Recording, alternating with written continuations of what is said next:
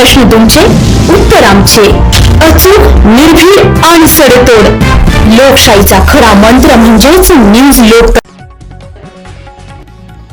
नाशिकच्या सिडको परिसरात मावस बहिणीला घरी सोडण्यासाठी जात असलेल्या एका तरुणावर 3 ते 4 अज्ञात युवकांनी कोयत्याने हल्ला केल्याची धक्कादायक घटना सोमवारी रात्री 9:30 वाजेच्या सुमारास भोळे मंगल कार्यालय परिसरात घडली.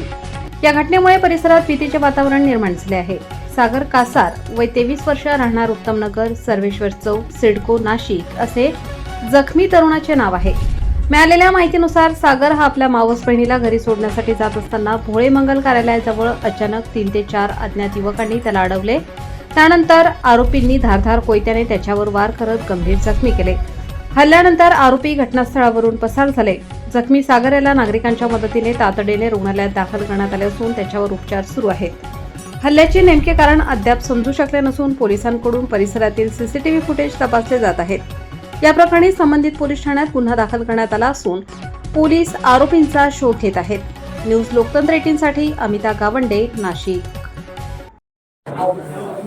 तुमचं नाव काय? सागर सुनील. बरं, काय प्रकार घडला? मी माझी मानलेली बहीण आहे वैष्णवी खंडारे म्हणून. तिला सोडवायला मी घरी चाललो होतो शुभम पार्कला. तर भोळे मंगल कार्यालयाच्या समोर एक मार्बलचं दुकान होतं. तिथं तिने फोन करून समीर नावाच्या व्यक्तीला बोलवलं. त्याच्यासोबत 3 ते 4 जण आले. त्यांच्याकडं कोयते, दांडे, बिअरच्या बाटल्या सर्व वस्तू होते. त्यांनी मला विचारलं तू कोण आहे काय. मी बोललो तिचा भाऊ आहे असं तसं. त्यांनी डायरेक्ट समीर नावाच्या पोराने पहिले कोयता मारला मला.